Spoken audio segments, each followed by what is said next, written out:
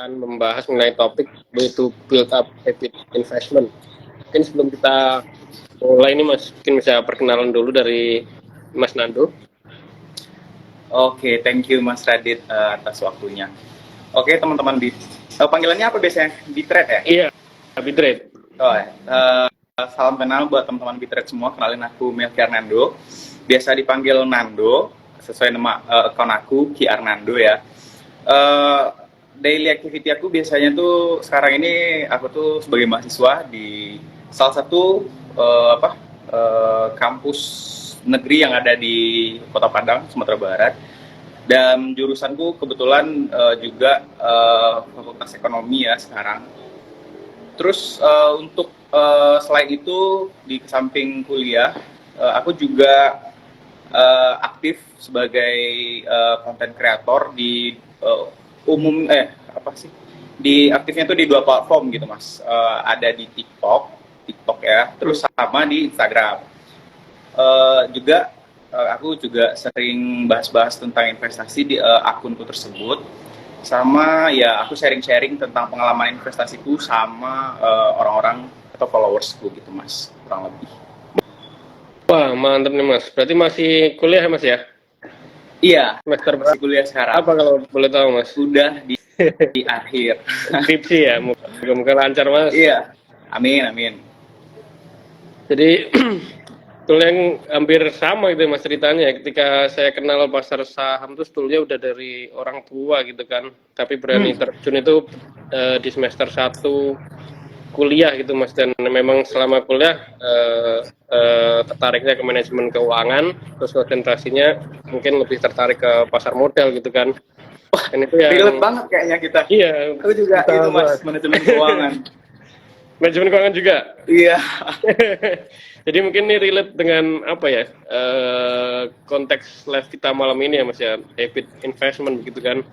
Karena kalau kita bicara habit atau yang kita tahu kebiasaan itu sebetulnya ketika kita sudah melakukan hal tersebut yang sama berulang-ulang, kalau mungkin ada standarnya itu minimal 14 hari Mas secara berturut-turut, itu sebetulnya kita sudah melakukan habit gitu ya Mas ya. Karena contohnya yang mungkin sedang kita lewati sekarang gitu ya, dari 2020 hingga saat ini kan, dulu ada istilah katanya normal gitu kan.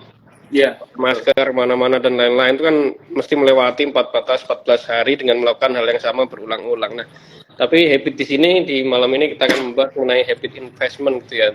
Gimana caranya kita menanamkan kebiasaan-kebiasaan baik untuk berinvestasi gitu kan, agar mungkin di masa yang akan datang kita bisa menikmati return atau imbal hasil dari investasi yang kita lakukan sejak saat ini. Kalau boleh tahu nih Mas, emang kenal saham gitu dari mana Mas? Atau mungkin ketertarikan pribadi gitu, atau didak? Oke.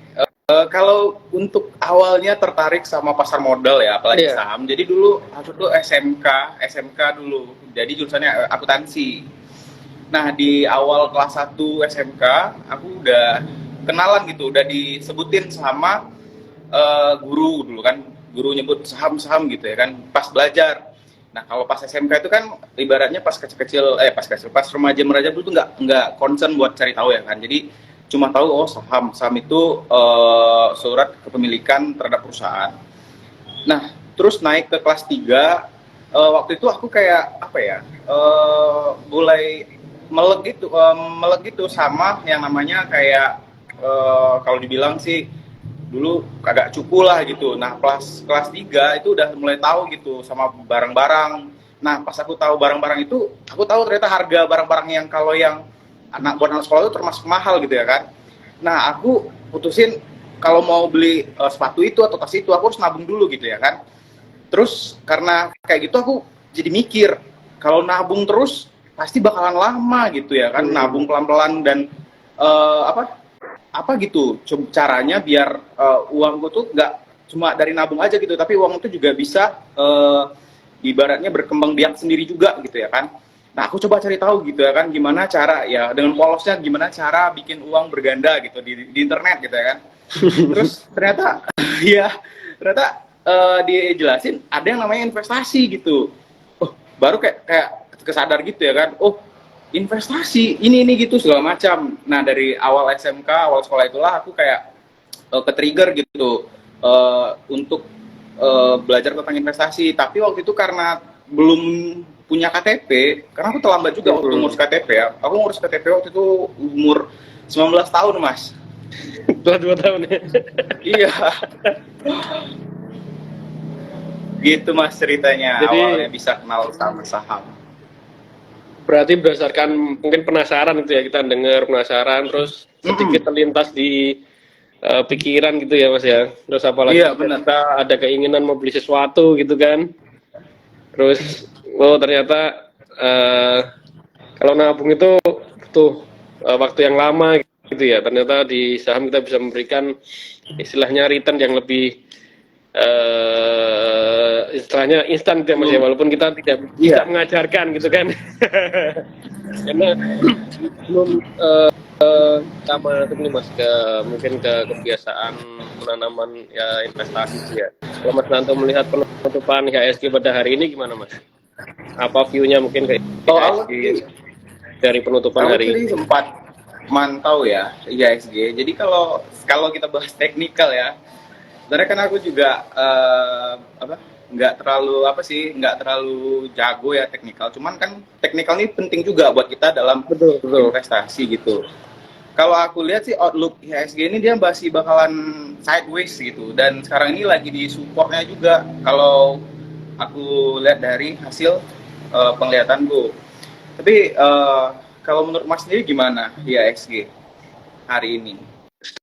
Setuju Mas, kalau kita track back ke belakang tuh ya Mas ya, dari akhir Mei hingga saat ini tuh sebetulnya IHSG sideways di level 6.700 sampai 6.500 dan masih berkutat untuk mungkin saat ini di level 6.600 ya Mas ya. Kalau secara mid to long term sebetulnya ya kami melihat IHSG baik secara fundamental ataupun teknikal harusnya minimal kembali ke level 7.000 gitu ya Mas ya, karena secara inflasi Indonesia per Mei kemarin sudah kembali masuk ke range yang ditentukan BI gitu Mas, di level 4%, walaupun masih di range atas gitu ya. Namun kami melihat masih terbebani oleh mungkin sentimen global ya Mas, karena seperti inflasi di kawasan Eropa, Amerika, kemudian Inggris, Australia itu masih di atas batas-batas inflasi yang ditentukan oleh bank sentral, sehingga mungkin potensi kenaikan suku bunga itu masih potensi terjadi. Dari situ mungkin IHSG masih istilahnya belum bertenaga atau belum menemukan sentimen positifnya untuk mengalami penguatan. Kalau dari Mas Nantu sendiri, dari view mid to long term-nya lebih cenderung ke bullish atau bearish? Karena mungkin di sideways seperti ini kan pelaku pasar lebih banyak nunggu konfirmasi kan ya Mas, atau mungkin di Indo sendiri tahun depan tuh masuk ke tahun demokrasi begitu kan, mungkin flow uangnya itu udah banyak yang dibuat untuk mempersiapkan di tahun depan gitu ya, mungkin sehingga ini bisa menjadi salah satu katalis yang menyebabkan IHSG masih stagnan di area-area tersebut. Mungkin banyak yang lagi nunggu gitu kira-kira Mas. Jadi nggak mau terlalu buru-buru sekarang gitu. Mungkin masih udah jalan dulu pilpres ya kan, nanti nah baru ngikut apa kebijakan dari hasil pilpres. Mungkin kebanyakan kayak gitu kayaknya ya. Iya, masih market juga masih cenderung sideways gitu ya Mas ya.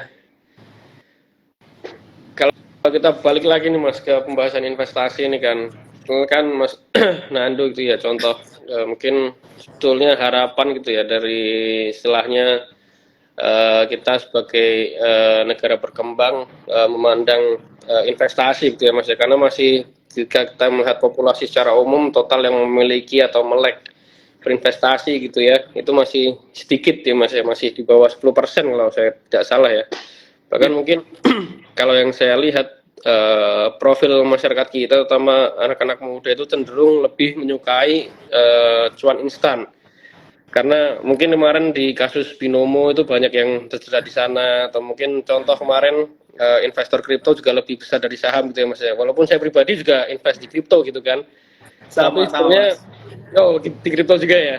Karena istilahnya kan saham, kripto atau dan semacamnya itu istilahnya cuman alat transportasi kita lah untuk satu tujuan katakanlah financial freedom gitu kan. Betul. Nah, yang saya kenal itu mayoritas masyarakat kita sama yang awal-awal dan istilahnya masih muda-muda gitu kan ya, istilahnya ya pengen aku buat akun nih, terus aku trading pengennya cuan gitu kan, padahal kan ya kita harus istilahnya tetap berproses di situ kan. Ini yang mungkin pelan-pelan kita harus istilahnya menanamkan kesadaran berinvestasi. Kalau dari Mas Nandu sendiri, menilai investasi itu sepenting apa dan ada indikator nggak? Mungkin dari Mas Nandu itu kapan sih titik bagi setiap maksudnya orang gitu ya, khususnya untuk bagi masyarakat atau muda-mudi di Indonesia, kapan nih kita harus memulai untuk berinvestasi? Kalau menurut aku sih investasi itu kayak yang aku bilang tadi dari awal gitu. Aku menyadari ketika aku pengen sesuatu, aku jujur honestly kayak orangnya tuh pengen banyak mau lah gitu. Nah, salah satu alat pemuasnya itu adalah kalau kita nggak boleh naif gitu ya. Kalau kita realistis itu kan uang gitu ya Mas ya. Kita kan realistis nih. Pemuas dari kemauan kita tuh biasanya kan uang gitu ya kan. Nah, uang yang dibutuhkan untuk memuaskan kemauanku itu pasti banyak dong butuhnya Banyak. gitu ya kan. Dan ya banyak dan nggak sekarang juga bisa aku penuhi gitu semua yang aku mau gitu ya kan. Dan aku berpikir gimana caranya aku nemuin shortcut gitu, bukan jalan pintas yang benar-benar motong, tapi shortcut yang kalau seandainya aku butuh waktu kalau aku cuma nabung aku pakai waktu 20 tahun, tapi aku bisa nemuin waktu yang bisa jadi 10 tahun gitu. Tetap butuh waktu tapi lebih sedikit lebih cepat gitu dari seharusnya untuk mencapai tujuanku tadi gitu. Dan ketika kita udah menyadari hal tersebut, artinya kita udah tahu gitu seberapa penting investasi gitu. Jadi investasi ini adalah kendaraan buat ngebantu kita sampai gitu ke tujuan kita. Nah, kalau ditanya nih, kapan sih bagusnya mulai? Kalau dari buku-buku yang aku baca tuh kan jawabannya ada dua. Kalau nggak kemarin, sekarang. Nah, kalau kemarin kan nggak mungkin lagi gitu ya kan, waktu kita putar ulang. Yang mungkin tuh sekarang. Nah, berapapun usia teman-teman Bitred atau teman-temanku itu kalau emang udah dengar kata investasi sebaiknya secepatnya gitu, karena nggak ada kata terlambat juga sebenarnya kan, cuman sebaik-baiknya secepat mungkin, semudah mungkin, karena ada spare waktu yang lebih lebar buat kita nanti istilahnya nikmatin compounding efeknya gitu. Kalau kita mulainya di usia 30-an atau 35-an, itu kan ibaratnya udah punya tanggung jawab segala macam, ibaratnya ada tanggungan, banyak pertimbangannya lah gitu. Tapi kalau kita mulai di usia muda dan mengedepankan ibaratnya pemikiran jangka panjang, itu bakalan luar biasa sih menurut aku kalau kita mulainya dari usia muda gitu. Kuncinya mungkin ketika kita mulai investasi itu sekarang atau lebih baik di masa muda gitu ya Mas ya. Yang penting seperti yang Mas Nandu bilang tadi, jangan short minded gitu ya. Maksudnya kita harus investasi sebagai long term, tujuan long term kita gitu kan. Karena saya menemukan mungkin beberapa kasus nih Mas yang mungkin menarik kan. Mungkin kita mengerucut ke pertanyaannya bagaimana sih kita membangun habitnya gitu ya Mas ya. Karena seperti yang disampaikan Mas Nando tadi, memang saya setuju gitu ya. Tapi mungkin saya banyak menemukan di rekan-rekan saya gitu ya. Mungkin mereka menganggap bahwa ketika investasi yang dilakukan tuh, ketika saya melakukan investasi itu mungkin banyak orang yang pertama mikir saya harus punya cukup uang gitu loh. Saya harus punya cukup uang itu pertama gitu kan, sehingga dia menjadikan itu sebagai alasan untuk menunda-nunda melakukan investasi. Betul. Sering banget ketemu kayak gitu. Mungkin bisa di relate juga gitu ya sama lingkungan dari Mas Nando gitu kan. Dan mungkin yang kedua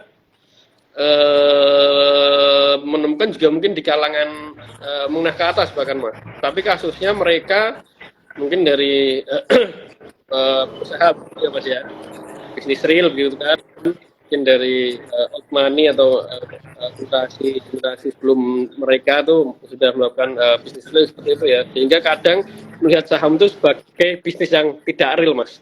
Ini kan mungkin istilahnya kalau kita yang tahu sebagai mungkin edukator atau content creator, itu ya mungkin tuh mindset mereka gitu kan. Tapi ketika mereka memiliki mindset itu, sebetulnya kita berhak untuk meluruskan gitu kan Mas, karena mungkin memang saham itu tidak ada mungkin kita kan sekarang elektronik semua ya Mas ya, tapi kan sebenarnya itu kita bisa dijelaskan bahwa itu ada underlying gitu kan.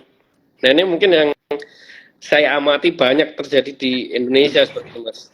Tanggapan Mas Nando sendiri gimana nih? Gimana cara membangun habit dari mungkin dua kondisi yang mungkin sering saya temui gitu Mas? Sebenarnya kalau yang di case yang pertama ya katanya ngumpulin uang dulu buat mulai investasi saham. Kalau kita balik lagi ke logika dasarnya gitu ya kan, sebenarnya tujuan kita buat investasi saham itu apa gitu? Ya ngumpulin uang juga ujungnya gitu. Karena dari dasar kayak apa? Dari hal mindset kita ngumpulin uang, baru kita investasi saham. Padahal investasi saham itu adalah alat buat kita ngumpulin uang gitu. Jadi di pasar modal itu sebenarnya alat bantu gitu buat kita biar uang kita itu nggak cuma terkumpul tapi juga bekerja. Itu kalau untuk yang cash ngumpulin uang. Terus kalau untuk orang yang berpikiran kalau saham itu ibaratnya nggak ada realnya gitu, ibaratnya semuanya digital dan segala macam. Ya sebenarnya kalau kita mempengaruhi pemikiran orang lain, mungkin nggak semudah buat kita nyuruh kayak ini gini kita jelasin segala macam, nggak akan gampang gitu ya Mas ya.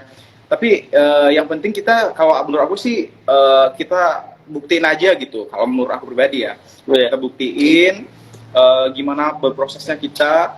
Suatu saat apa yang kita kerjakan, kalau memang ada hasil gitu ya kan, itu mereka bakalan apa sendiri ya, ibaratnya bakalan ternyata kalau untuk jangka panjang saham itu nggak main-main juga untungnya, nggak sembarangan juga, ada juga gitu benernya gitu. Tapi kebanyakan biasanya kalau yang menganggap saham itu bukan real asset itu mindsetnya biasanya itu ya ibaratnya gambling gitu menurutku ya Mas ya. Gambling gitu. Emang nggak ngerti gitu gimana pemahamannya. Kalau orang pengusaha yang emang udah tahu saham ya mereka bakalan pasti tahulah apa di belakang saham itu, gimana sebuah saham itu bisa naik turun ya, gitulah kurang lebih Mas kalau untuk tanggapan case yang nomor 2 tadi. Mas, jadi mungkin kita bisa pertama ya istilahnya prove them wrong gitu ya Mas ya, ketika kita mungkin mereka menilai kita tidak istilahnya tidak melakukan bisnis real seperti itu kan. Sebelum kita lanjut nih Mas, kalau dari Mas Nando sendiri profilnya lebih ke invest atau trading Mas? Dulu kalau boleh flashback dikit gitu, di awal-awal aku nggak naif gitu ya kan, sebagai newcomers waktu itu pasti kita pengen cepat juga. Itu kan sebenarnya manusiawi gitu ya Mas, kita masuk pengennya mau cepat untung, mau untung terus segala macam gitu kan. Tapi nggak berapa lama setelah itu kayak aku bandingin gitu, mana orang yang ngasih contoh itu buat jangka panjang sama mana orang yang ngasih contoh itu cuma buat ibaratnya ya trade jangka pendek lah, jangka pendek ya.